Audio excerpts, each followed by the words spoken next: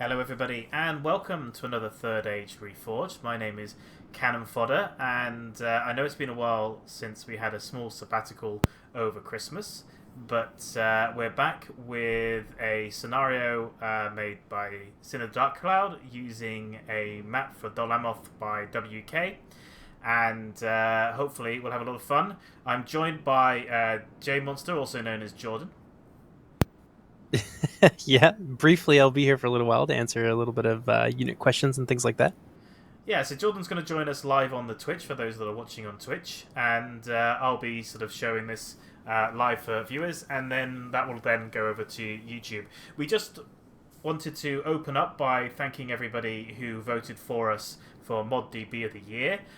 For those who are still unaware, we came fourth, which is fantastic. It was beyond our expectations. We hoped to get around 10, but coming in the top 5 was phenomenal, and we're all really appreciative and thankful and grateful.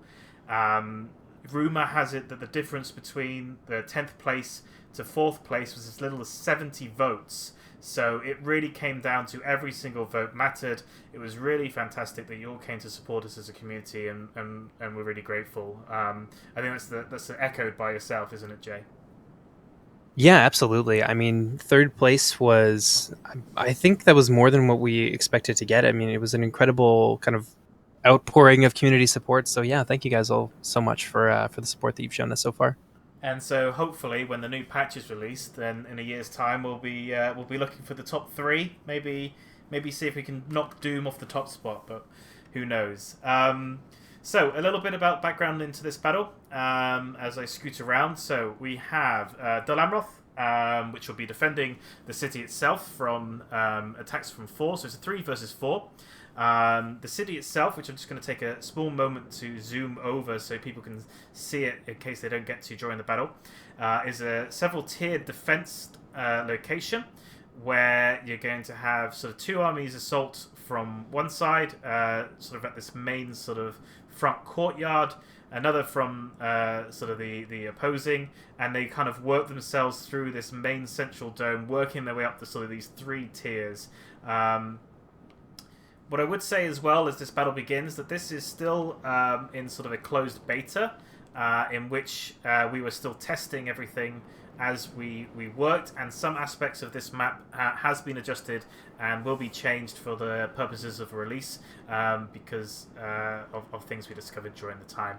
As you can see now, for those watching, I climb and clamber up the spire of DOL AMROTH to have a look across the city, and you can see the Umbra boats sort of blockading the port. And for those that want to see something funny, there's a small, like kiddies boat in terms of colours down in the port for those who are watching, which we kept in for the purposes of this because we thought it was quite funny. So you can see all the texturing's a bit strange there. These boats, Oh, it's so cute. yeah, I know, right? And these boats made by WK. People may have seen these briefly in some of the other battles that have been shown, but this is a good close-up and really great work that he's put into those. So, we're going to get the battle started, but I'm going to quickly run over the army compositions. So let's get this going as people start strolling out, because it does start relatively quickly in the sense that a lot of forces are going to start moving around, because actually what's going to happen is, spoilers, DOL AMROTH is going to give up the inner circle on this side, and all this cav that you can see that Sin's got here for these Swan Knights, sort of 3 units, they're going to make themselves inside as well, because there's a big threat of some mummer kill, which we'll come to shortly, that they're trying to flee from. So we're also joined by Fluffy Duck, who plays the next forces of DOL AMROTH. You can see that he has a number of men-at-arms at the front.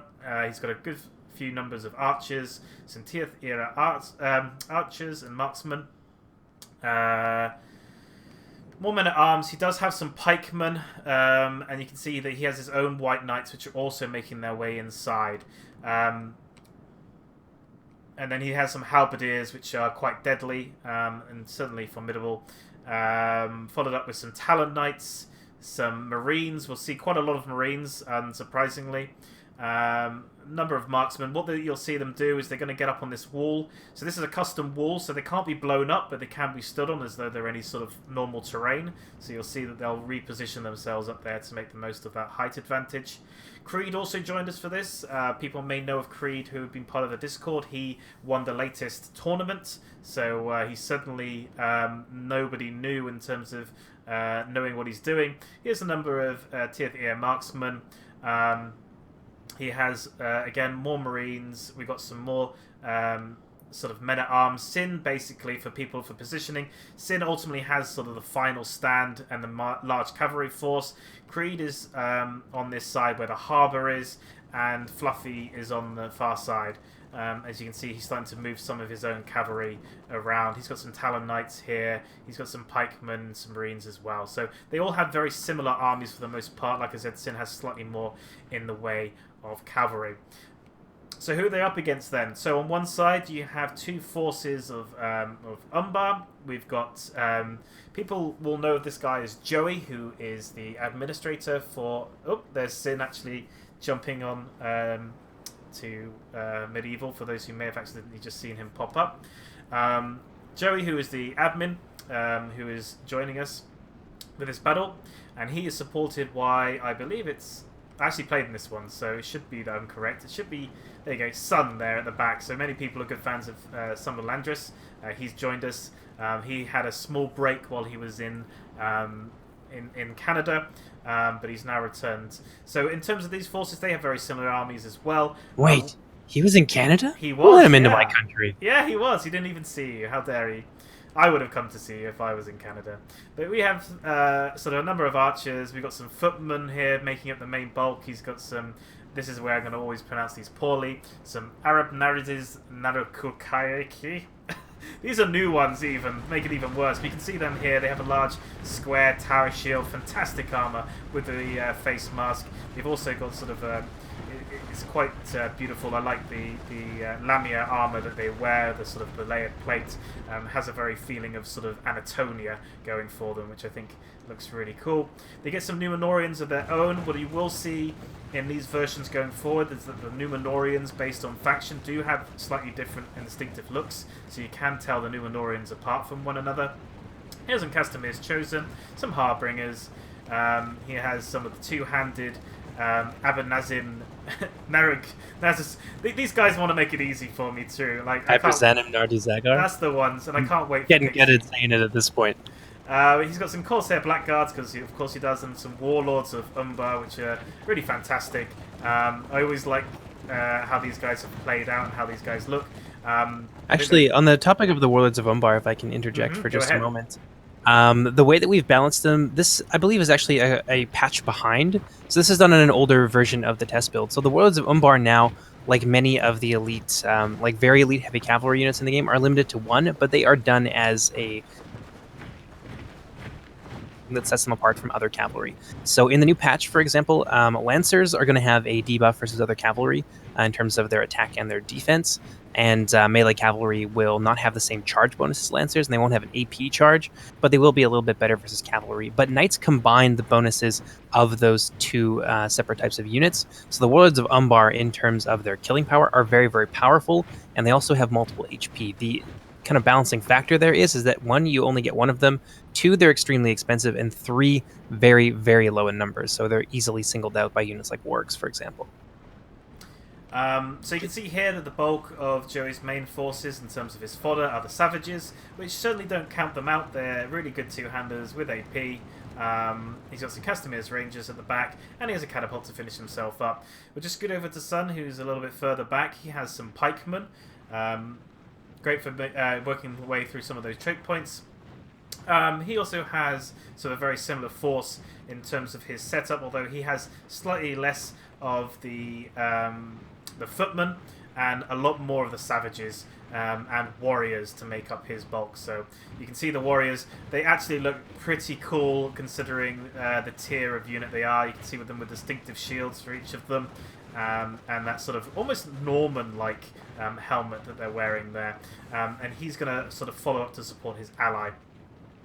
Scooting over then, just so that we can get through the final sections, we have WK, who, as I mentioned before, is the creator of the map. He's playing as Harad, which is a fan favourite of myself. So he's got quite a lot of warband in terms of warband spearmen.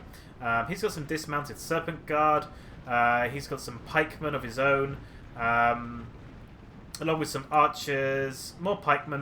He's got some skull crashers of Harad, which are there, and look at them. Look how fantastic they are. Especially since my favourite unit is the trollmen. But seeing more trollmen is never a bad thing in my book. As you can see them there with this sort of deadly, wicked blades that they all seem to have, and you can see some slight variation between them as well to make them a little bit more distinct. He has some tribesmen as well, because everyone loves the Javi tribesmen. And he's kind of now mixing in with some of my forces. He does have the Mummakill, which you can see there just kind of waiting to one side. And you can see there with all their wonderful sort of markings ready for war. Yeah, they actually have new textures now. I think it was either Carindel or Karinkoma who was in charge of that, but they look really cool now. They do look pretty sweet. And then he has his own Serpent Guard and Bodyguard, which are just kind of watching our flank in case the cavalry comes forward. The last force is made up by me, and I have a little bit of a cannon fodder force, as you might imagine. I'm making up with a lot of Uruks, a lot of Orc Maulers, sort of pretty standard sort of low-level troops. But I do have a couple of elites knocking around. I have a catapult, a troll catapult. I've got my Melkor's Chosen. I've got some mounted Numenorian Shield Guard. I have 2 units of Shield Guard. I've got some Halberds. I've got a few Uruk Archers. Not many, really. I think it's 2, maybe 3 forces tops. And I have some Uluk High. And I believe that somewhere I've got some Temple Inquisitors. There we go. So, yes, as I was saying before, as I put it up to full speed, the defenders themselves are going to pretty much leave a token force out here. And the reason they even leave a token force is just to make the most of their archers, which you can see are already starting to position themselves up on these higher tier walls to really get sort of that height advantage as they watch us coming towards the city. And so they're really just kind of blocking off those areas. So what we're going to do is, because I already know that there's a little bit of a slow start on this side with Mordor and Harad, we're going to keep our eye on the forces of Joey and Sun, who are going to start making their way towards the sort of the main harbour gate zone. As you can see here, Creed sets up his defence of his two units of men-at-arms, I guess just to try and slow them down. And again, the reason why is because those marksmen on that, you can see just up here, they'll actually have range all the way to that front gate, which is quite devastating, because as you start taking the walls, you're basically being shot from the higher tier, which can be rather painful. What we did do is I suggested that WK send his tower to come and support, just to open up a third side in this battle against Creed, and that's just to help push us through, taking as few losses as possible. As me and WK kind of consider our options, especially now that we can basically get into the city anywhere on that side. We're just kind of thinking, well, how best we want to do it. So since the main resistance seems like it's going to take place here, this is where we decide to send some additional forces, especially since Sun, as you can see, is still taking a little bit of time getting over the hill because he started a little bit far back. For those watching, this isn't the sort of first time some of us have done this scenario. We have played this a couple times, as some of us as different forces. So we do know kind of what we're doing and what to expect, but again, small tweaks to army compositions and to animations as we go, so not everything happens the same, and we're not always using the same people. So originally we were going to have Jay Monster joining us for this one, but unfortunately he was unable to attend. As you can just see the animation there of, I believe it was myself. No, it's not actually. I thought it was me blowing up the wall, but actually it's Joey blowing up a new entrance into this front section here. We do make a couple of breach points, and actually Creed, sensing that he might get overrun here, he actually starts pulling back his men-at-arms. You can see this kind of falling back slightly here, making a good run for it. Actually, they're not waiting around And I think his Marines are also going to start falling back. And actually, I think he goes on a bit of a mass retreat himself, probably just a bit concerned about the positioning of all the units. He's actually holding fire on his marksmen. I don't blame him for that. Like, the only things really in range are going to be the warband, and I think he wants to save his ammunition, especially when he sees such a large horde. But he does start bringing some men-of-arms a little bit forward. I think it's to hold the breach, maybe.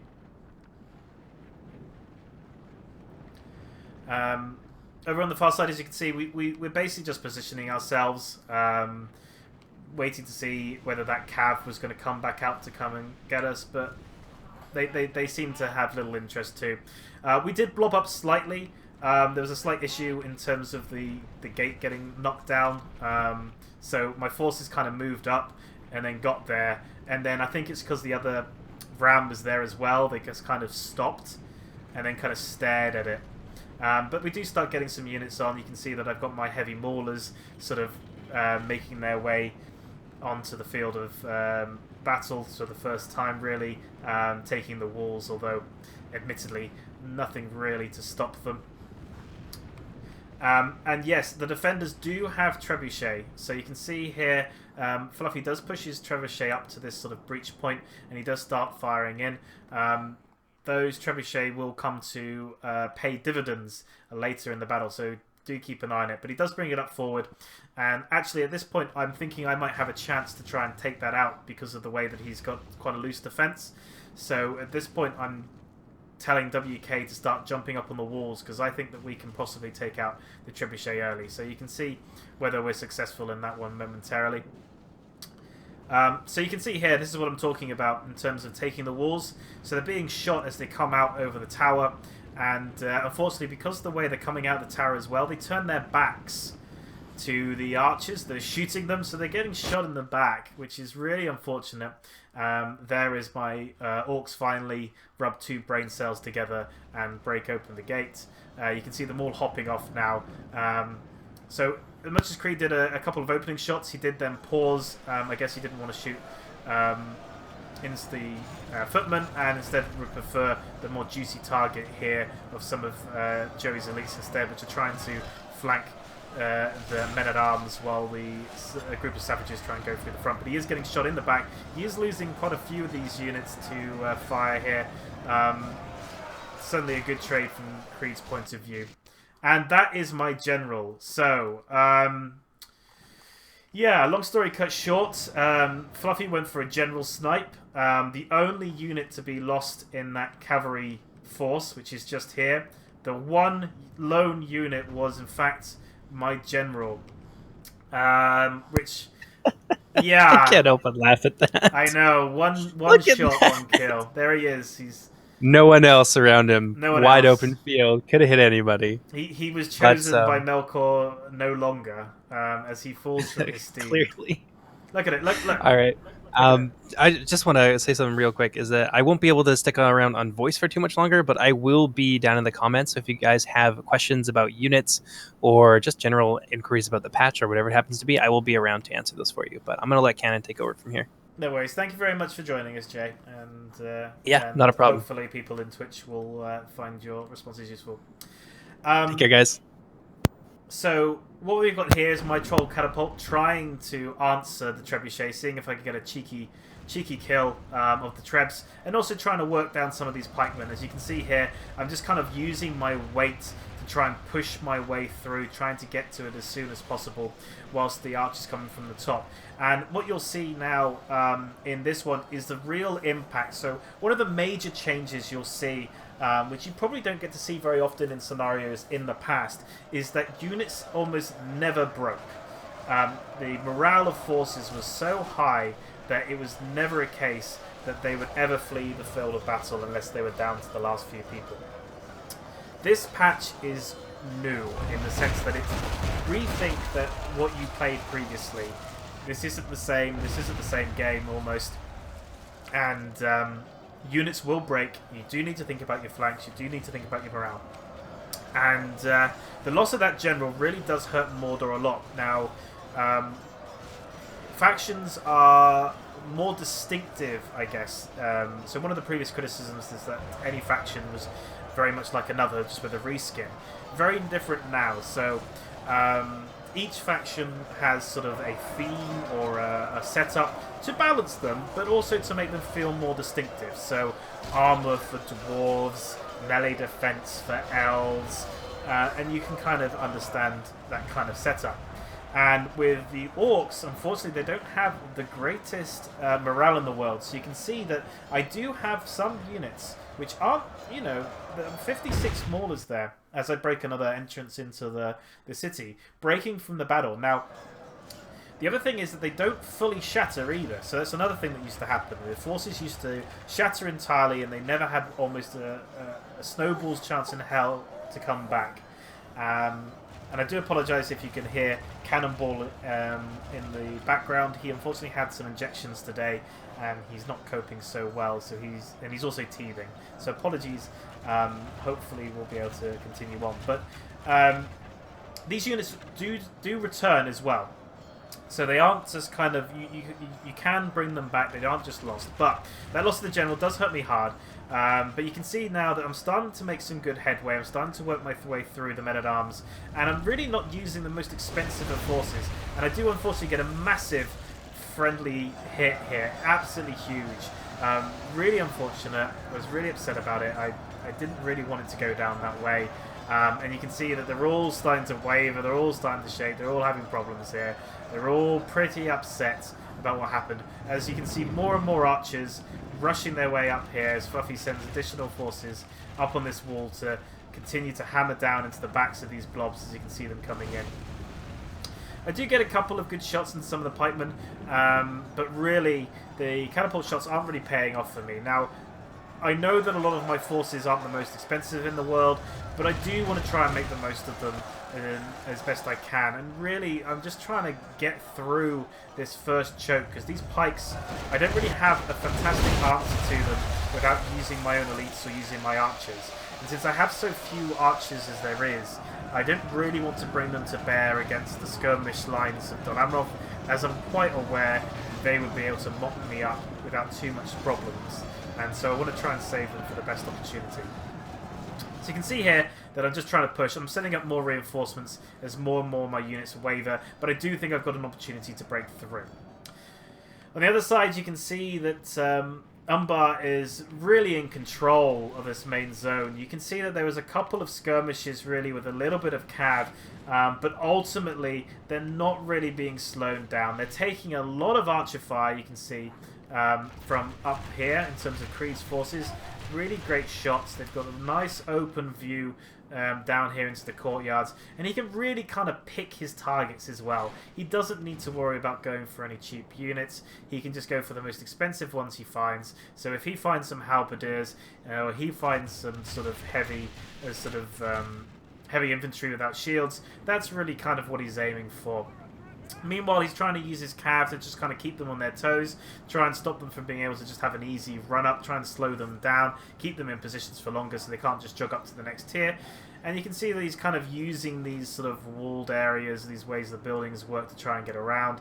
And actually, you can see the crossbow merchants, although taking a few hits, have been able to get into position. They are getting the odd 1 or 2 hits in there, and making the most of the fact that they've got crossbows. You can actually see he's felled quite a few. He's doing very well. I'm actually quite impressed about how good they are harassing back, and Sun's really making the most of the crossbows. And he's keeping them out of range as well from the archers up on the walls.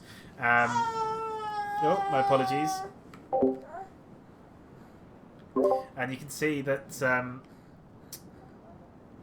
they're really trying to make the most of the ground. They do have a rear entrance back up here to get to the higher tier, so he can be on the upper and lower with plenty of time to re-escape. But you can see here that, again, this is really just cav, and he's really just kind of making it so that they can enter this courtyard area. They're choosing not to defend this sort of outer ring. I'm not so sure about it. I think that having these 3 entrances only to worry about is okay, but he wants to try and make it so that he can bring his jabs and his...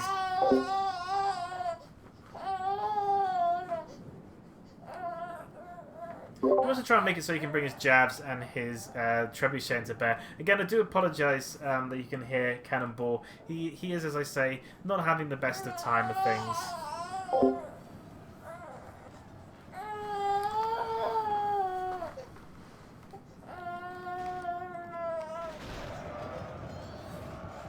can see here that Creed actually Sin of the gets caught out slightly by Sun in terms of his cav, but he is able to get them out of there. He is paying attention enough to be able to withdraw.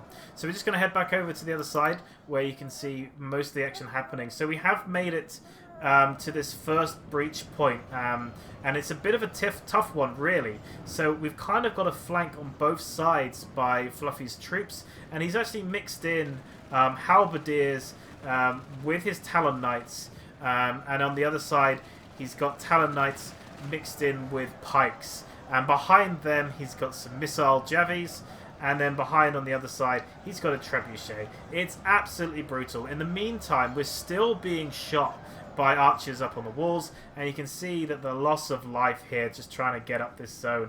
Now, it's not that I haven't taken out a good amount, but I have lost a lot of orcs, but thankfully they're only orcs and they're not that powerful. WK did try and send up a force around the back up this side. They did get peppered pretty hard, but you can see that he sort of positioned himself here, and you can see a couple of losses from when he came to try and relieve me. As he starts sending up some of his warband spearmen in spear formation, just trying to walk their way up into the lines, just trying to set themselves up to go for this side. And I'll send some of my forces to try and push on the other, and we'll see what we can do. We're obviously wary about the trebuchet, but we're not quite sure how accurate the trebuchet is going to be, and we kind of fancy our chances. It's at this point, however, that we start thinking that the trebuchet is getting a little bit more accurate than we thought it might be. So you can see that to begin with, we don't send that many forces in, and actually Fluffy decides to do a charge into the pikes, which I think WK was quite happy about.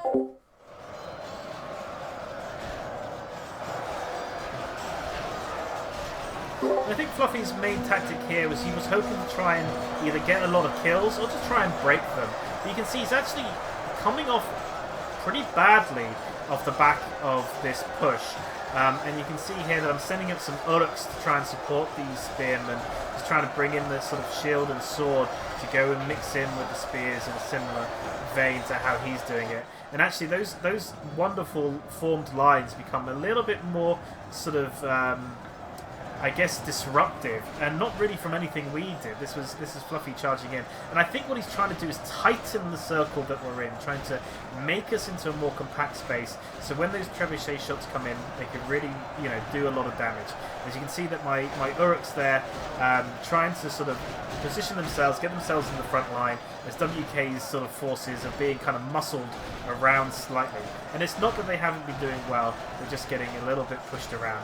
As you can see here, that the enemies killed, which is the side that I'm on, is now at 23%, and the allies, which is the DOL AMROTH forces, at 15%. And you can see that we actually have some of the tribesmen coming forward. They must have used their javelins, and they start pushing their way in as well, and actually make some good headway. So you can see here that we're doing okay here on the left-hand side. We're starting to struggle a little bit here on the right, and actually I think I have breaking units. You can see here some of the heavy maulers I had from the previous battle. They were so exhausted and tired that they literally just couldn't hold on anymore, and they do break. So I'm having to push forward my halberds, and I'm pretty sure that the halberds, I was very concerned about bringing them forward because they're really effective units, but I was kind of worried about the javies, but I'm relatively safe here. But I am getting shot with a lot of archer fire here from Fluffy Duck in the side, and he's got a good angle onto my halberds. As you can see, devastating shots coming in, and there you go. So my halberds, which I thought was going to be a bit of a game changer, a really great pusher, a really great holder, 2 trebuchet shots, and they've broken. Partly, again, just because of the amount of pressure that has been placed upon them from losing the general, and because of the shots there. You can see I actually have a bit of a chain route here as more of my Uruks sort of fall back, and you can see that it's the same here with WK's warband. They all just start breaking off the back of that in a chain, as Fluffy now has time to reform himself, which is really annoying and really upsetting, as a couple of forces do stay to fight to the death. But we're not out of options yet. You can see we are starting to bring back more of our reinforcements. They are starting to position themselves, and these guys do come back to the battle. In the meantime, I've set some of my archers up. I want to try and get rid of some of these skirmishers just because they are sort of taking their toll, and I really want to just try and kill them while they're in the open field, and I'm not getting into a great position with my own archers. So while they're focused elsewhere, I'm just trying to get a couple of shots in there. You can see I'm doing okay. It's not as effective as I'd like, however. So yes, really hard so far for Harad and for Mordor. It's becoming a little bit of a difficult push, but you can see more and more pikemen and spearmen coming up to try and support, trying to run this sort of gauntlet, really, of archers that have positioned themselves. But again, it's not that we've done badly. You can see a lot of blue cloaks there. We're not doing too poorly, but we did take some nasty hits. Whoop. Moving over then to the other side, you can see here it's a slightly more slow and cautious approach. They have made it into this sort of central courtyard here, and you can see that they are starting to sort of test the lines, I guess, and weaken them. There's more shots coming in there from the trebuchet. So the men-at-arms here taking on some savages. The savages won't win that victory, but they will tire them down, and it looks like they're going to send some warriors into support, which I think probably will start evening up the numbers. As you can see, they're doing the same here, really just kind of using their savages, I guess, to just soften them a bit, as marksmen now running out of ammunition, coming in to join the front lines. Meanwhile, the rest of it's kind of setting up their formations, bringing up their units, pulling them forward, and you can see that actually the archers have come off of the walls now, either from using their ammunition or because they just don't feel safe there. There's a little bit of cav battle outside, but really sort of 7 Swan Knights against the Warlords. They aren't going to last too long, and you can see them there just kind of being mopped up, really finished off. I think Creed was just trying to find some final sort of archer targets or some good ones to get a charge on. Let's see how he does here. You can see he does get actually a pretty good charge off, considering against a rather valuable unit.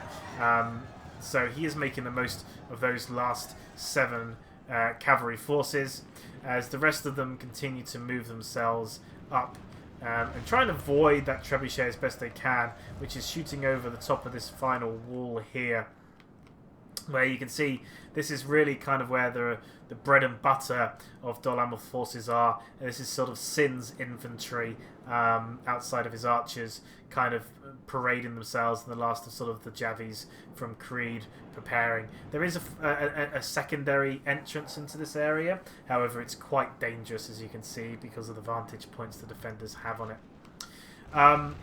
So what they've done is they've kind of split themselves up. I'm not quite sure if I agree with the defenders necessarily, but they had to support their ally Fluffy. So they've got part of their forces kind of blocking off this side, and the other half of their forces blocking off this one. But actually, by letting them into the courtyard, they kind of give themselves more entrances that they have to defend, and I'm not quite sure I agree with that. I think that the more entrances they give themselves, the more strung out they are as defenders, and the attackers are the ones that have numbers on their side, so I'm not necessarily sure I would have done it that way. Over the other side, you can see that we're still sort of trying to do the grind, and WK is starting to make a little bit of headway, pushing his forces just kind of through with brute force to try and get into these Marines at the back and the archers that are firing. And you can see that the dismounted Serpent Guard here, a valuable unit just trying to get their way through, as the trebuchet shots come in again, hitting some spearmen, going for my archers who are out of ammunition, and you can see he's getting some breaking. But we are trying to make our way through. We are seemingly getting stuck in, but that trebuchet, man, is it being a bit of a headache to us. Now, interestingly, he had an opportunity to move some forces forward here and try and block these guys off, but he doesn't, as the pikemen now are going to come in and form up, while the other force of dismounted Serpent Guard keep these sort of Marines busy. And these Marines being locked down really saved our bacon, as these pikes now can come in and go toe-to-toe with DOL Amroth's pikes, which are a little bit weakened down, a little bit out of units, as the pikemen of 200, although they are dropping quickly, forces come in.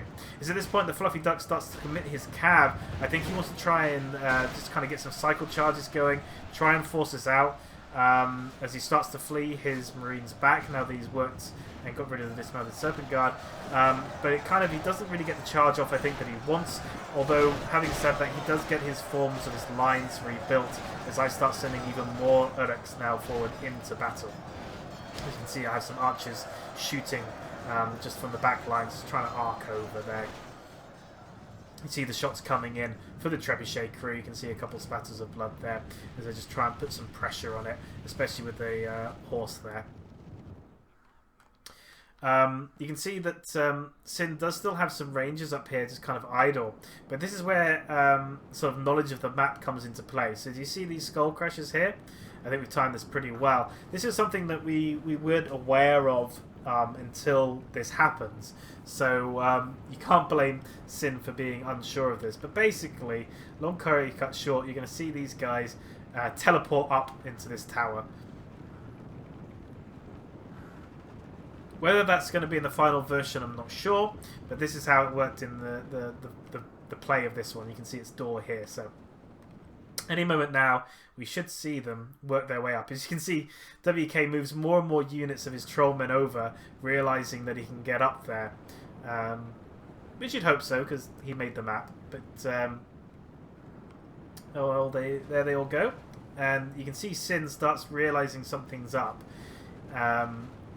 As he starts going, wait a second, where are those guys going? And good map awareness from Sin there, considering he's fighting somewhere else. You can see them popping out there, coming out in sort of forces and large numbers, working their way up there. And it really kind of puts pressure on this rear line and these archers back here. The choke is just death, really. Everywhere it's death. As you can see that these forces rout again. Again, this idea of morale being such a big piece. You can see the pikemen there pulling back. The archers trying to put just a little bit more pressure on the marksmen there, as I currently continue to bring up some of my uruks to keep replacing those that have died. I do have a couple of archers just kind of holding on because they're out of ammunition. And you can see the death and destruction in this one zone alone as the Cav continues to try and charge my archers. Back over there to see how Joey and Sun are doing. You can see that they're still doing okay. They still sort of have a bit of a grind going, but they are starting to work these forces out, and you can see that some breaking Harad forces have actually made it all the way back here into the back lines, who are fighting to the death. But actually, the lines are starting to thin a little bit for the forces, and some of these more elite. Well, I mean, the footmen are probably not the most elite, and actually the men-at-arms are quite comfortable with this battle, which is surprising, really. I think as they get more and more exhausted, that might change. I'm surprised they're so confident, but with the pikemen there to back them up, I think they'll force their way through. This is now where the main bulk of the forces are concentrated. Admittedly, that's with some archers there backing them up, but these archers are, heavy archers. They'd be pretty good in melee, but they are fighting Numenorian Shield Guard, which are doing okay. I don't think they're slightly less confident than you'd expect them to be. However, they did force these forces back, and they are now just sort of staring at some archers. As you can see, this is going to be a similar tale going forward. They are trying to push through. So if you remember I was saying, they kind of broke the city in half. They are trying to push through to come in and place pressure behind Fluffy to just try and help us work and get through our terrible choke point we found ourselves in. You can see that the Talon Knights there are sort of struggling by the mass. Even those are footmen and archers kind of working together. The masses are a little bit too much as he sends more reinforcements there to try and help hold. And again, similar story here. You've got the pikemen who are actually going up against jabs, which will probably be a bit punishing, but actually, having said that, the jabs going for the pikemen probably means that it's saving it from going against a more valuable unit. I think they're trying to get... Yeah, the Corsair Blackguards is really what their target is, and I don't blame them. That's certainly a valuable target for Javelin. They are going to work their way through there. That's only archers trying to hold this location, so those pikes will make their way through. Coming back then to the choke point that never ends, my Uruk's still trying to fight the good fight, and actually Fluffy Duck pushed out a little bit to come and fight us. So he sent out some of his archers that used their ammunition, and his marines that used his ammunition as well. And you can see that they pushed forward, and it was actually quite useful for us. It meant that we could wrap around them a little bit as he keeps kind of forcing them in. I think he was hoping to gain more breaking from us, especially because he's had such success previously by breaking our units. He kind of felt that this was a good strategy to go forward. But actually, WK is now making a good, strong hold of this rear section because of the trolls coming up through the back. And you can see that he sends more forces up there, and Fluffy has no choice but to send units to come and meet them. But really, WK is getting quite ingrained in this back section, so he's being able to come in from the rear here to work on these forces, which are starting to sort of retreat and be pulled back tactically. You can see there he's starting to pull his Marines back, trying to leave this sort of thin line of pikemen to try and hold, which is where the skull crashes are going straight into here, just to try and get them in the flank, wear them down and remove them entirely. So you can see there's just one lone breaking unit there.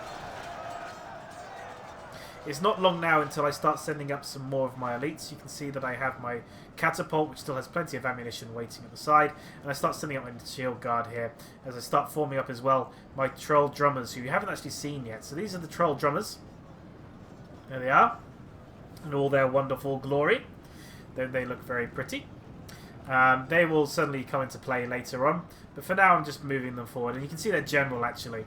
For those who haven't seen, the general is modelled on the Uluk High that Aragorn faces in Return of the King, from my understanding. And you can see here my Temple Inquisitors. Look at those helmets and those front guys with this, so the twin blades there. Absolutely fantastic. So they're not all just the two-bladed guys. You can see that these officers are very distinct. And this is the point where we feel that we've got an opportunity to just push through. So you'll see now that I send my shield guard forward just to try and sweep the last of these guys away. We do still have cav charges going. Really what the point is for DOL AMROTH is they want to try and make the most of their cavalry as they can. There's the trollmen wrapping up the last of the trebuchet crew. Just because as it gets more and more into the city, more and more into the tight sort of spaces and confines of the city itself and the streets, they're not really going to get the charges off that they want. You can see here quite a close fight, really, between the marksmen and the Hashari. But the Hashari will have this. They'll work their way through. But they did take a few losses, so we'll come back to that. But they're actually struggling a little bit to work their way through. But with the kind of attack that these guys have, it shouldn't take them too long. These are really more of an assassin unit. But they should be okay. I think they should win that battle.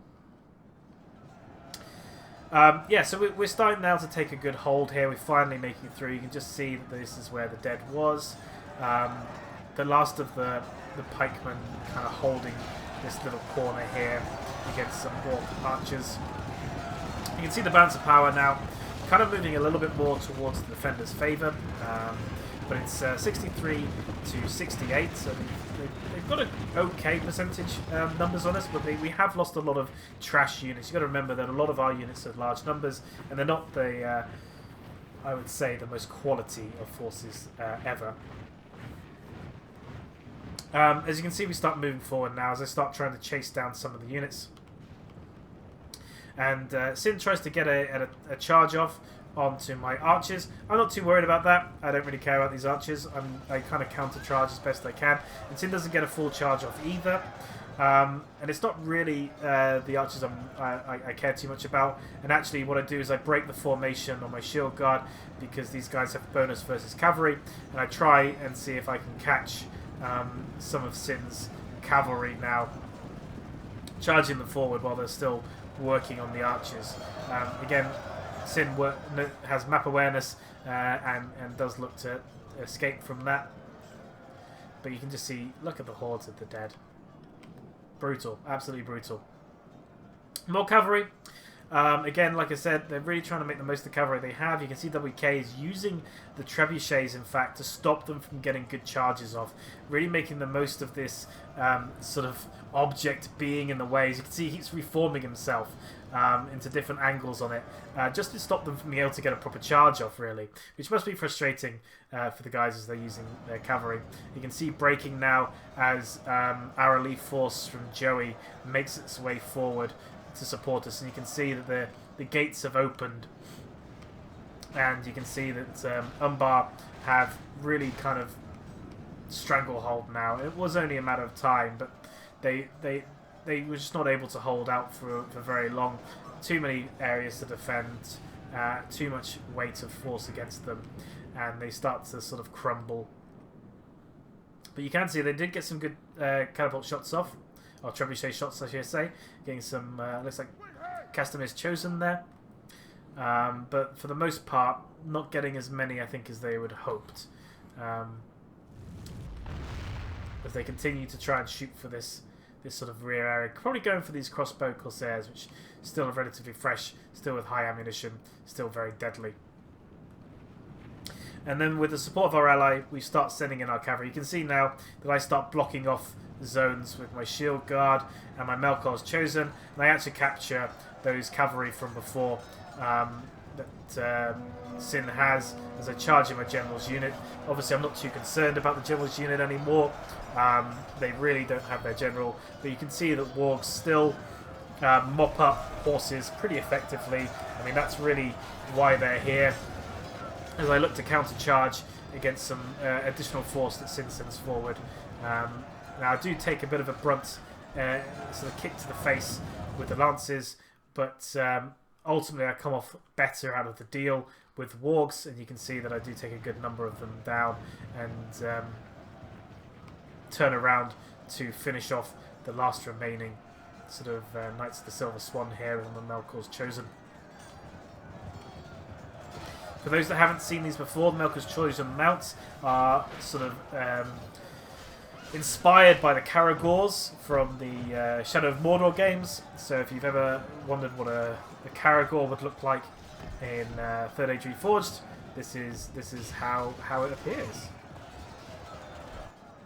And again, you can see that I've locked off this zone again, so I'm using a lot of locking tactics. But really, there's nothing left for the most part to stop us. The Serpent Guard there, really swift sort of unit, really able to turn quickly and move around the battlefield, kind of capturing and locking in the knights before they could get anywhere, and just kind of swamping them down now. They don't really have the numbers left to sort of withstand the pressure coming in from the Serpent Guard. So, yes, so Serpent Guard are deadly fast nowadays. So, as you get the new patch and you do witness these going forward, be aware these guys are no joke. They are not slow, and they can cut you down. And so, yeah, so there you go. So the cav, for the most part, has been removed. The Javs that were here have also been supported by Umbar to be wiped out, and really we're feeling a little bit more comfortable about the situation.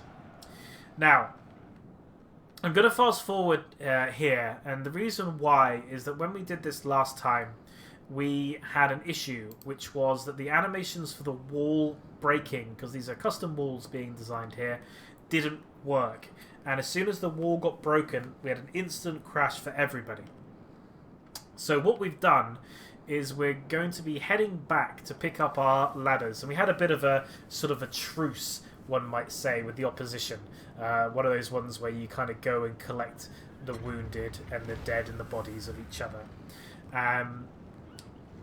Actually, I think Fluffy did charge out, but I think he actually turns around and comes back again. But we do go and get... the ladders and the ram, just to try and knock down this zone and see if the ladders will work on the wall properly. And we are aware that there's this other entrance, but as I say, we're hoping to try and make the defenders forget it exists. So, for those watching on YouTube, sorry this won't be a cut because this is live on Twitch. But there's nothing missing here. Well, this is happening. What I'm going to say is that we do have a new website. The information will be listed below. So please, if you're interested to know more about Reforged, take a look at our website, which is in development, but it's getting there. It talks about some of the devs that work on the project, obviously the lead developers, myself, J-Monster. It keeps you up to date with Twitter and our videos, so it's well worth considering. The only other thing that you may have seen is some splatter of some dead cow. This is an old tactic that I think Sin uses a lot. although I can't remember if it's specifically in here. Sin will sometimes fire rotting meat. Now, normally rotten meat is the last remaining ammunition because everyone's fired their trebuchet shots. Sometimes Sin will fire rotten meat to make it look like he's out of ammunition when he isn't. So sometimes he'll do that to sort of call people's bluff. As we really still struggle to get everything up, we're kind of just considering how we want to do this. We're talking about sort of how we want to approach the walls, what we want to do in terms of making it so we can test this effectively, and we're discussing about how we think the battle's gone so far, whether there's any balancing issues or concerns at this point, and kind of what we think about the map. We do this quite a lot when we do these trial scenarios. Really, ultimately, it's about trying to make these as close as possible, as even as we can, and also kind of, because it's a new patch with new things, we kind of also talk about how we feel that the forces played out, or how we felt the factions were, and whether the mechanics are working as intended. And as Jane wants to kind of alluded to, off the back of these, they also sort of do tweaks to the compositions, the costs, the armies, and so forth. So we're getting pretty close now to having the rams come up. My ram is actually all the way back at that main sort of outer area, but you can see them on the mini-map pushing forward. So it won't take long for them now to return with it and carrying with it ladders. They are absolutely exhausted. I'm actually very, very low on melee units besides some Numenorian Shield Guard and my Trolls. Really, in terms of infantry, what we've got left, it is all to do with Umbar. They have the significant forces that we have remaining. That is both in fodder units and elites. Myself, oh, you can see here, these are the ladders coming up. Myself and WK really struggled with our spot. Fantastic catapult shots, a really difficult choke point which we couldn't break through, and actually we were quite fortunate that WK was able to make it up that sort of side view. At this point you're probably wondering why is it that they haven't started firing their arrows. Again, this is us testing to see whether the walls work. So it's a continuation of the truce, really. So I apologise if people find this a little bit strange to watch. But this is really just kind of the kind of things we go through. We thought it might be interesting for you guys to see kind of how we do things. We've often talked in the past about the horrors of a Numinous and how many times we did that map, and I did it 15, but some people did it to 25 times. So when people see the polished version, it must be quite difficult to understand kind of what we do. Now, admittedly, we haven't had an Annuminous for a long time, but this got quite close. They did do this battle a few times. This was my second time doing it myself, but I know some of the others, I think they were up to 5 times doing this map. So you can see here that the first set of ladders go up, but do you see that? They don't connect. So so we discover quite early that there's a problem with the placement of the ladders, and they don't fit on the wall correctly. You can see this one's going straight up like something like some sort of magic. As we all get a little bit confused as to what we can do, and so it's a bit strange. Now again, this is something that will be resolved for the final release. But these are the kind of things that we look out for when we do this. This is the kind of the reason why we do things we do. As you can see that my ram is finally making its way up with these archers. Pushing away. Now, for some reason, and we're not quite sure why, as my archers get closer and closer, this is just due to the number of enemies, they become shaken. Now, they're not being shot at. They aren't taking any more losses. And they aren't exhausted, so we thought it'd be okay. You can see in the background WK moving his ladder to check what it's like on the wall over. There's only 2 walls that you can put ladders up on this one in terms of positioning, so he's now trying testing it on the other one. But these guys basically start wavering. And I'm thinking, okay, so I'm sure that will recover as they start getting exhausted. I'm sure it's fine. They don't have much further to go. I mean, ultimately, all they've got to do is get the ram to the gate. So how hard can it be? And, well, put it this way. You're going to see them break. And I kid you not. They will get about to probably where those trollmen are. And actually, you can see that there was an accidental charge out the gates. But there you go. There you go. They broke. Look at them run for the hills. You can see there the captains. I don't know why. Like, it wasn't that scary, was it? Pushing the ram. They were just like, nope, I had enough. As you can see, the trollmen get the ladders on, and even these guys are a little bit wonky, but they are in a position that people can get up, and you can see that we test it with a token force to see what would happen once they'd reached the top. You can see the force that waits for us. You've got Marines there on the high ground. You've got Halberdiers backed up with another unit of Halberdiers and Wardens, kind of making the defensive classic V here at the gates. With Talon Knights all the way around. More Wardens, more Marksmen that have used their ammunition. Pretty brutal. And he's sending some Talon Knights as well, because he's not short of Talon Knights up onto the wall there just to clear off those testing units. He's even got some Rangers back there, and they've still got some of their cavalry. They do still have that Trebuchet. We're not sure how much they've got in terms of ammunition. And they're holding this sort of sideline here with some Halberdiers, with some more Wardens again. Really kind of doubling up those units. As you can see, quite a deadly combo that they've positioned themselves with some missile units. The only thing that's really working to our advantage is in terms of archers. They don't have the most in the world, and we're not quite sure how much ammunition they've got, but we're not thinking a huge amount, as I have to then send more units up. Now, I try with my ladders at this point just to see if it makes any difference, and you can see it doesn't. You can see there, these are the new ladder designs for Mordor and for the evil factions. I try and see what would happen if I went up them, just to test. So you can see now, this is my unit of my elites, my shield guard, and nope, they're all committing suicide. Some of them levitate, and a few of them even make it over. But the majority of them are falling to their doom and demise, and some of them are getting stuck. So it didn't go very well. So yeah, there you go. If you ever wondered what would happen if you have a ladder against a wall, and the wall is not near the ladder, now you know.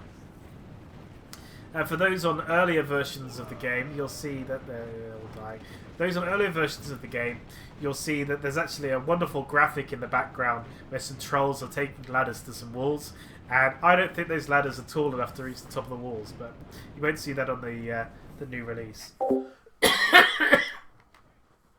So you can see now that we start to bring up our forces in earnest. Now the battering ram is working down the main gate. And we start getting into position really for the final assault and bringing up the last of our units. So you can see, as I was saying, the majority of the infantry that is left is Umbars. It's a mixture, really, mainly Sons. Mostly Joey was the main sort of force that pushed through. He had the majority of the savages, if you remember. And there's the gate going down. Now, there was also, we discovered the gate wasn't the most fantastic thing in the world. And by that, what I mean is that forces could come out of the gate relatively easily, but forces were struggling to go back through it. So you can see here, I've lined up all of these guys, and I've just told them to walk through. And they just don't want to do it. They would prefer to just stand staring at the wall. So we're like, right, okay. Oh, you can see, by the way, the changes between the Numenorians. You can see that they have a more of a burgundy colour. These guys are more of the black. You can see that their shield was red. And these guys have a white shield with a slightly different emblem on. But so we're like, right, well, what if we line up these forces slightly differently and told them to go through?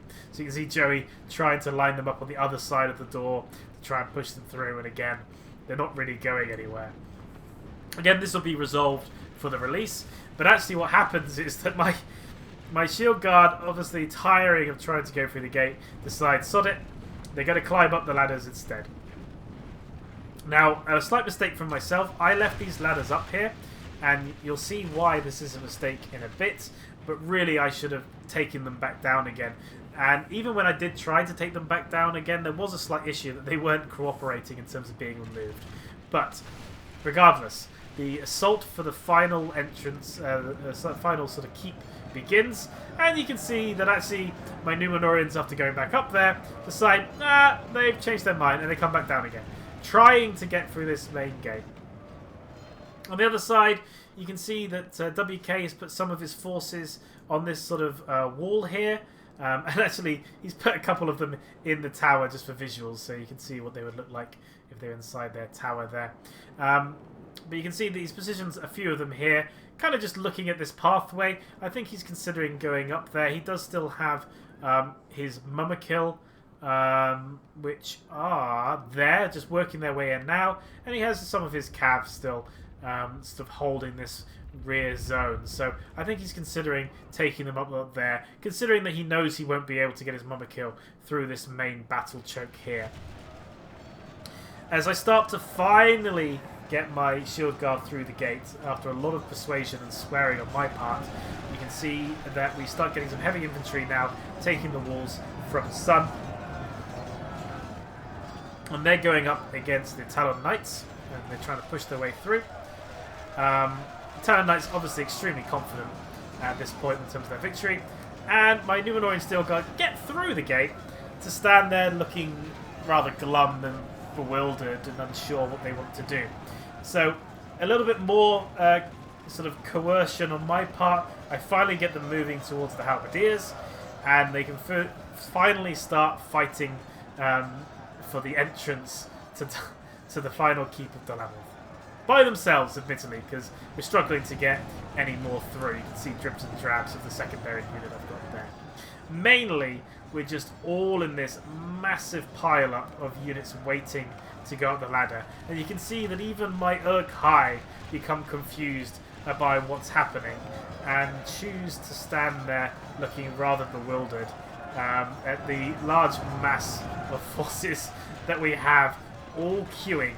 Now, the Uruk-hai decide that they're going to break the queue and go early, and so you can see what it would look like if a troll that was meant to go through the door decided to climb up the ladders. Now, the problem is that they then also decide, being idiot trolls, that they'll climb these ladders too.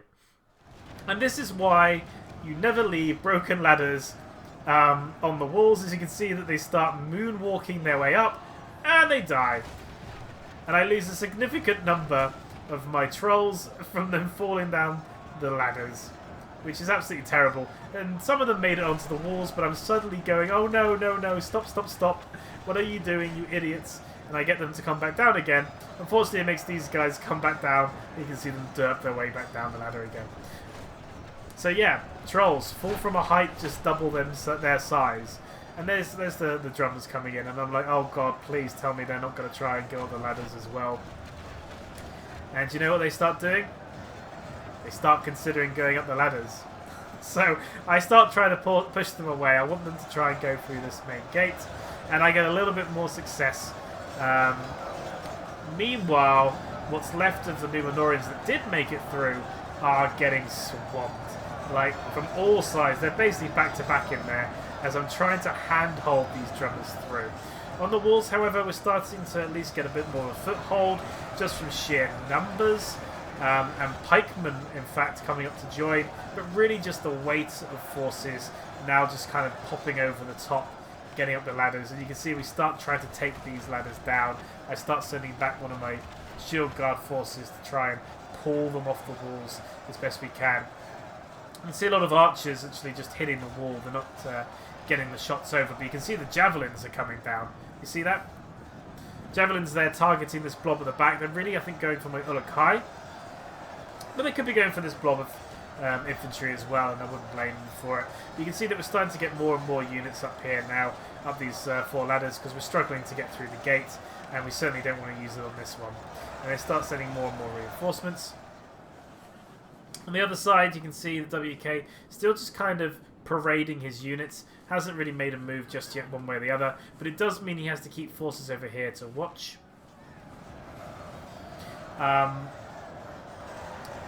And I resend my Ulukai back up onto the walls again because I'm so difficult to get them through the main gate. I have no option but to send them up. So you can see them there making their way up and not dying. Thank goodness. And it's not bad really because the Haven Guard are up here. Now we are getting javelin shots coming in, but most of them are being blocked by the units in advance, sort of on the walls.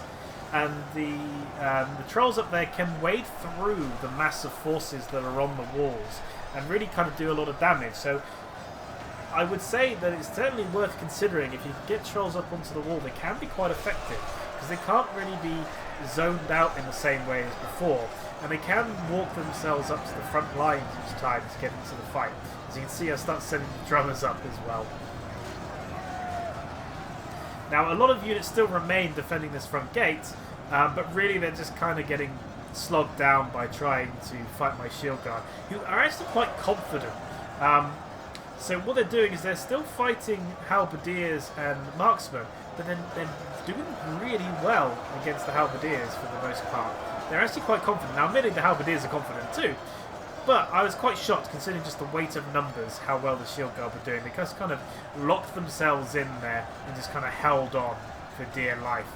As you can see, the Haven Guard there, a good sized force of them, 62, trying to work the back lines and taking on the Corsair warriors, which they're not going to struggle with at all. But really our main push is going the other way into these Talon Knights, trying to just kind of force them back and continue to get more and more units on the walls.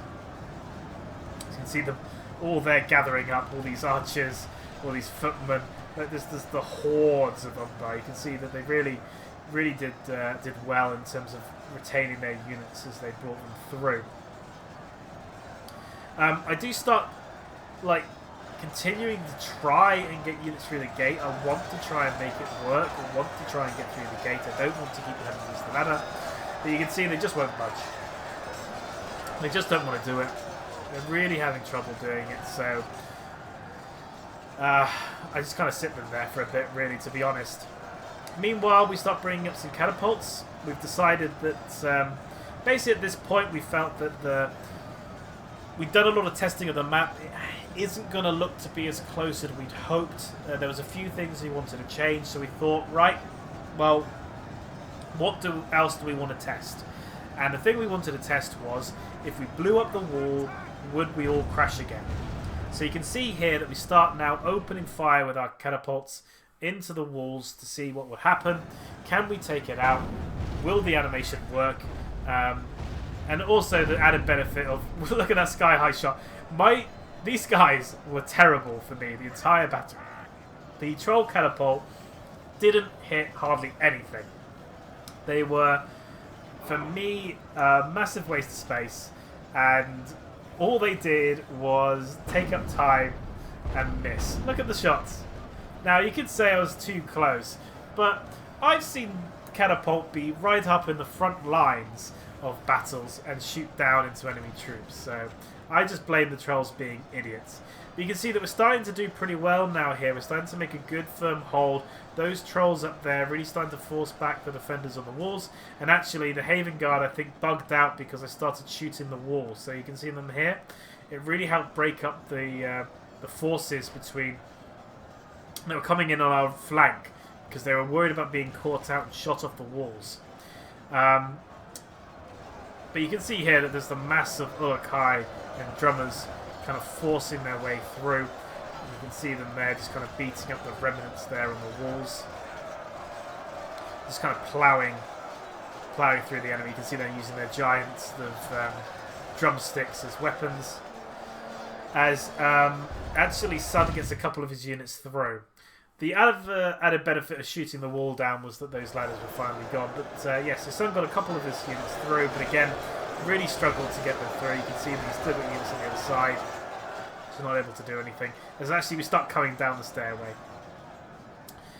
Right, so at this point, I want to try and shoot these Marines. So I think, okay, trolls, this is the time to redeem yourselves. Let's get this going. Let's get this party started. Let's shoot through here. Let's see if we can kill these guys. But they just don't want to do it. They just keep repositioning themselves. They just keep trying to turn their catapult around. They just keep trying to get into position, and they just won't fire. They just won't do it. And so at this point, you can see that Creed moves his units up. And he positions himself up there at the breach with his Marines there, all with their weapons up because they don't have any javs left. So you can see them there with the plumage on top. And actually what we do is we just decide to send some troops in as the Trollmen of Harad now. Try and work through with the 3 of them that made it. The rest of them thinking about taking the ladders because at this point everybody's taking the ladders. But 3 of them made it through. 4 of them even. 2 of them died. So Sin goes, right, well, tell you what, I'll prove to you that you can get through there. I'm going to drive my catapult through the hole. And at this point, I'm still having these trollmen try and... Look at the troll catapult. It's trying to tell me it's firing. It wants to fire. I'm desperate for it to do so. It just doesn't happen. They even loaded up the ball on the first catapult, but it just won't do it. Something about the positioning it just didn't like. As you can see Sin there driving his trebuchet forward as a sort of in mockery, as the rest of these guys do what they do best, waiting for the ladders. But the Uruk-hai now, they've got stuck in, they're working their way in the back lines here, they're starting to fight these halberdiers and get down amongst them. And doing pretty good work, to be honest. They're not they're surviving longer than I thought they would, considering they didn't have any support. And really, it's about trying to get off these walls now. You can see that we do have some units moving around just trying to secure the other flanks. And I think that... Nope, Harad still haven't moved on this side. They do start moving there before the end. That's why I keep checking. But yes, so you can see the V now has become a bit of a mass sort of... I guess a mall, I suppose. A bit of a mosh pit. Although admittedly... 90% of that mosh pit is DOL AMROTH forces, and they can actually kind of start repositioning their units. They've sort of got to the point where they think, really, we could probably save these guys. As my trolls now start falling by themselves after getting through the doorway. Although, admittedly, not this one. And actually, the opponents have more luck sallying out than we do getting in. And I think, as well, the idea was that Joey would shoot his catapult through the gate, and it didn't work either. Again, these are things that will not be part of the full release of the final version of the scenario, but it's kind of why we do these tests to sort of bring these out of the woodwork, so to speak. And normally you just see the finished article. So the forces now, they're retreating. They're going to make their final stand here in this elevated location, making the most of this sort of gateway, standing here at the final sort of hold with the fountain. You can see they start pulling back their units to sort of make their line, and they even brought them back from this side zone here where they previously had some units. And with that, there's WK's sort of call to arms, I suppose, with the forces moved from here back to there. He feels that it's perfect time to start working his way up that far side alternative entrance. The drummers still working their way through, still battering around, still hidden, and there's even an Uruk-hai still on his feet. As the forces now try to push back, I think, these sort of elites from Sun, hoping that they could kill them off because they're Unit 25, but actually they're relatively confident in their victory. They can't really make the most of their numbers to defeat them, and you can see the blackguards there just kind of waiting, ready and waiting.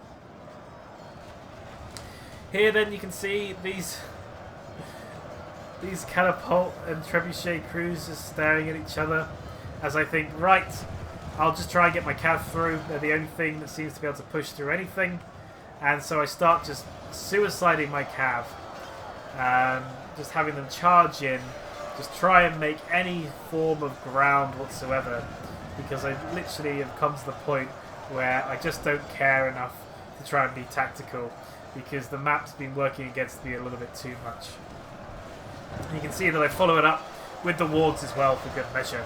As they come in, Melkor's Chosen charging forward, just trying to make a hole, trying to push themselves through, trying to get into the back lines to see if I can do anything at all to try and break these forces and get a little bit further into this final defence. Whilst here you can see the numbers are thinning, but really we're just not getting any units there. Everyone's waiting for the wall. And I even sent my catapult crew up. There is ammunition in the catapult, but I've just had enough. And you can see that he actually shoots my own forces. You see that? He's so desperate to try and shoot over the wall, which he's not doing. He shot one of my trolls and set him on fire. And you can see he's still doing it. You can see he's actually shooting enough arrows into the wall to make a change of the texture. What's this? I'll do it again. So I think this was Joey making a slight mistake there as he shoots our own people in the back.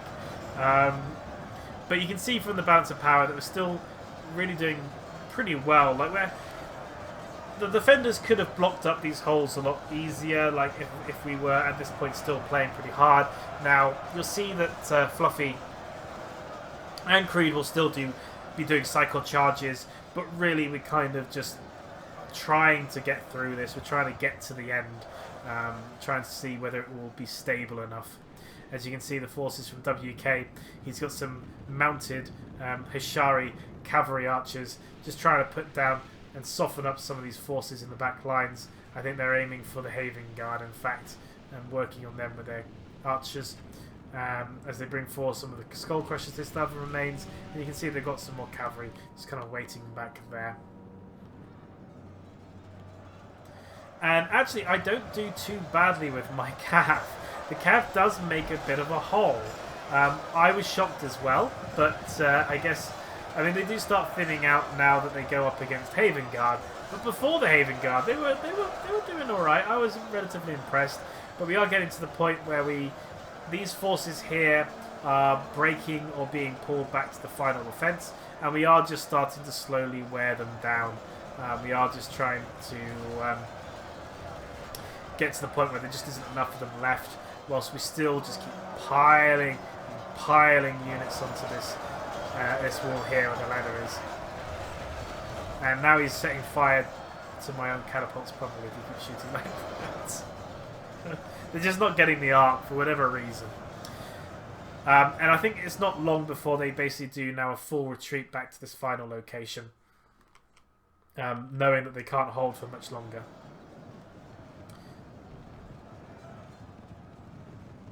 As you can see, the remainder of the forces there. For people who are interested, it's now become even. Basically, it's 79 to 80. So it's definitely now looking to be a battle in favour of the attackers. Hashtag defenders never win. As you can see, that WK is now running a bit of a mock in the back lines of this cavalry, just kind of being pursued by Fluffy and Sin. They've obviously used up their ammunition, and they're just trying to making a bit of a distraction, as my forces now seemingly have held this right-hand side, and flanking units are now coming in on the left, just try and work them down. And we're almost through now. You can see that actually Sun decided to charge his cav in as well. Like, everyone's just charging in their cav, just because they're the only unit that seems to be able to get any distance and work their way through. So, just going to do a quick fast forward here.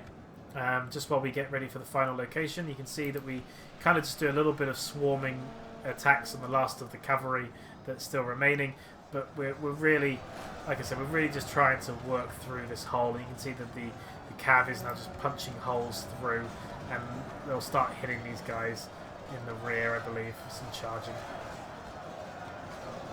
You can see as well that the fencers have come in. The fencers are now working on these guys from behind.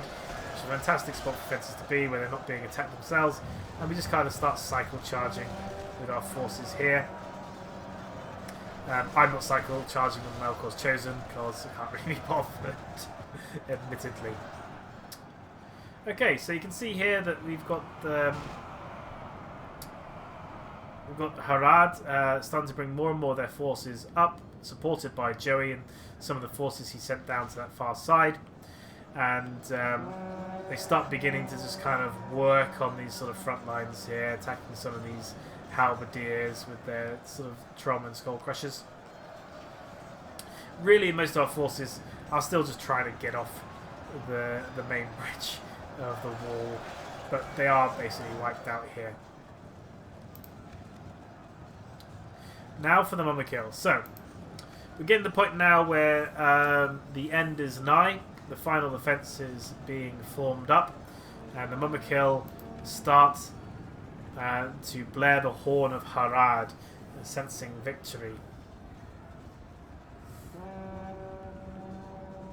See them here, coming now over the bridge. Slow, even at times too.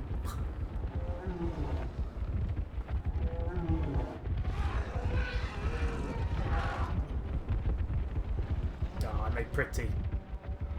With their dudes on top there. And those two having a bit of a squabble about who gets to go over the bridge first. As we start forming up now, we cleared out the final defense. And we finally start getting off of this wall and start forming up. You can see that we start getting through. Not through the main gate. No. just through here. Again, apologies for people on YouTube. Because this is live on Twitch, I obviously don't edit it out, so you have to make do slightly. If you're bored, I do apologise. Hopefully, you'll understand. So we start getting some archery shots, a little bit of a skirmish here. This lasts for a little bit of time, only because we do have a little bit of ammunition left. We send up some of our weaker forces. I think you can see the fencers there being sent forward. And when I say weaker, I just mean that they're slightly more depleted, and they're really just trying to test in their lines. They're also slightly faster than other forces that he had, so they got there first. You can see Pikes now starting to get up there, unit of 14. There goes the general. I think that was Sin's general, in fact. He was just kind of, there was nowhere for those cav to be, so they were kind of out in the open, and so they kind of just got cut down in the end. As more and more forces start just kind of throwing themselves into the front line, as archer fire of what remains sort of supports them. Now, again, one thing we didn't know about until we had started playing this is that if you see here, Harad are coming up the stairs onto this tower and then popping up here. They can actually get to this upper wall. Now the problem with this is that the defenders can't get onto this wall. There's no entrance way, there's no tower for them to climb up. So right now, WK's filling this wall with archers, and there's nothing that the defenders can send up. Again, this will be something that we resolve for the final release, but we all thought that was a bit cheesy and a bit cheeky by WK. Just look at the number of archers he has. He just piles them on up here, and he basically just shooting fish in a barrel springs to mind as he turns them all, and they just start launching shots from the back lines. Look at it, just firing it, and you can see the spray just coming through. And they're really kind of going for this blob back here without any fear of hitting their own friendly units, and devastating, absolutely devastating. Even though they're not the greatest archers in the world, they, on that kind of numbers, they just can't fail. And you can see that the defenders actually, just slow it down again. The defenders are desperate to try and get up there, try and push out, sally out with some forces against the Skull Crushers, to just try and get up there, to try and silence them, sending up their Haven Guard. Anything to try and stop these guys. So there's 60 odd Haven Guard now going up into this wall, just trying to save what they've got left. As my catapult starts, it's not my catapult, I don't think, actually. No, it is. So I got the catapult back again. But you'll see that they still don't hit anything. So they almost can't miss, but somehow my catapult crew, they can. They certainly can, and they will miss, just to spite me. Ignore the couple of cav they killed, that doesn't count. I was wanting them to hit here, that's what I was targeting, that's a lucky overshot. You can see the Mama Kill now struggling up the hill, but they are getting there. They are forcing their way up. Some of them have already made it up. There's 3 of them there. Those are the 2 that were squabbling before. But they are making it up now, and they will join the fight shortly. As you can see now that the defenders still trying to push through their Haven Guard, still trying to do what they can against these archers, which continue their relentless fire. I think they're aiming for these wardens back here now.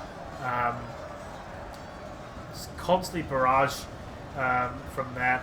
As the Haven Guard are being sort of hotly pursued by forces, just trying to take them down with like my Temple Inquisitors there, trying to come up to the aid, to try and take on the Haven Guard, kind of not arch nemesis, but a very good matchup between the two. The Temple Inquisitors versus the Haven Guard is always a battle I think that people enjoy watching. Oops, a little bit too close. And they're supported and backed up there by the Skull Crashers you saw before. So together they make quite a good pairing. And you can see whose two-hander is truly the stronger of the two-handers. Finally, my catapult hit something. Now at this point we definitely know we've won. So the Mama Kill start going in. And I think, as you can see, all our men just getting kicked over and knocked about. And at this point, I think, you know what, WK, I still think that was a cheesy move to go up there. I'm going to take Mother Kill. So I start firing my catapult. I'm actually aiming my catapult at these guys here, these wardens. With the idea being that as the shots come through, they kill the Mother Kill instead. So I got a 2-for-1 on that one.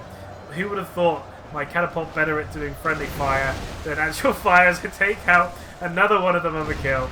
And I think actually Javies get this final one, if I remember rightly. I think he goes down to javelins. I think he's also got a berserk at this point as well from losing so many. And there he goes with the jabs. But yeah, 3 of the Mama Kill. And that's basically now the roundup of the end. You can see that it may be not the closest battle in the world, but it's not terrible. So I think we'll finish off probably about 90% to 100. So it's 10% in it, which isn't too bad. As you can see, I'm still firing more of my catapult's crew. You can see that there were a few things that we discussed about changes we're going to do, things we would do differently. Now, in terms of the armies, we thought the armies were relatively balanced. There was that whole section where they didn't fire on us when they could have done, for example. So back at that gate onto the final tier, if they put all their marines with their ammunition up here, they could have shot down onto us as we were trying to approach.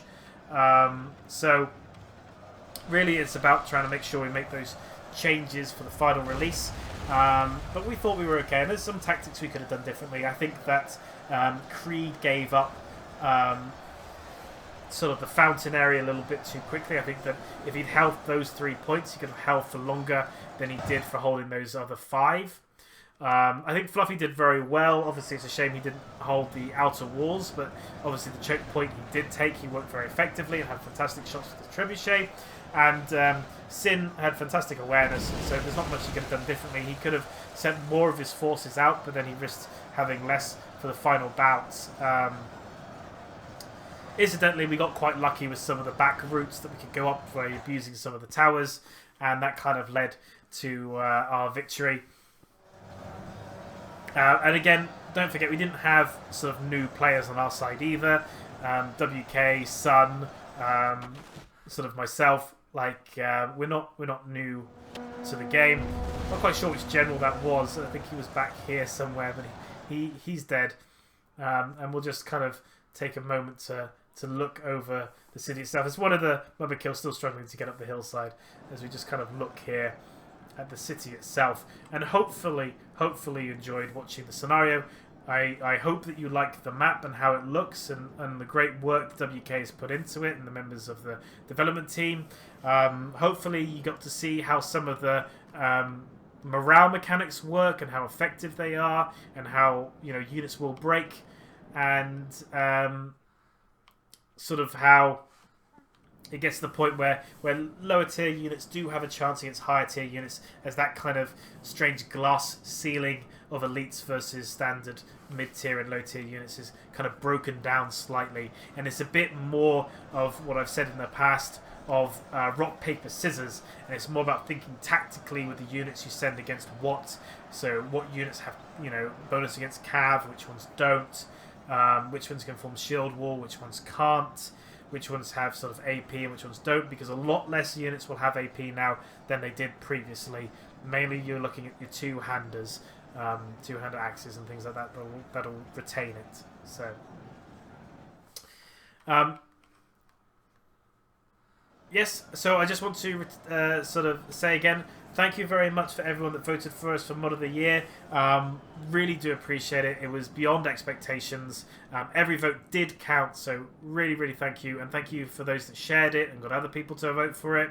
People who are new, who have never seen the mod, maybe they've joined us off of the back of ModDB Awards. Welcome to Reforged. It's lovely to see you guys.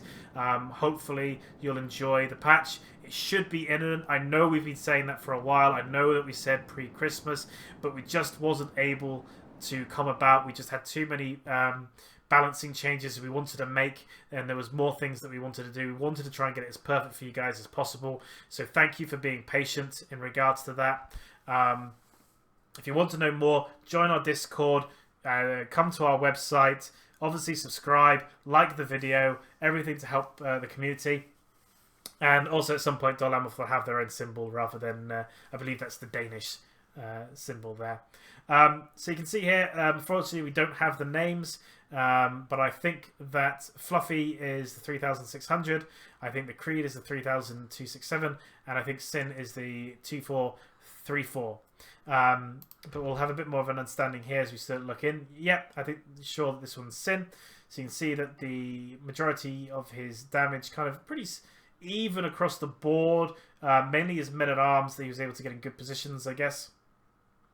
Following on here, sort of 400 here, 400 sort of from the men, sort of the marksmen there. They had fantastic sort of shooting positions where they almost couldn't miss.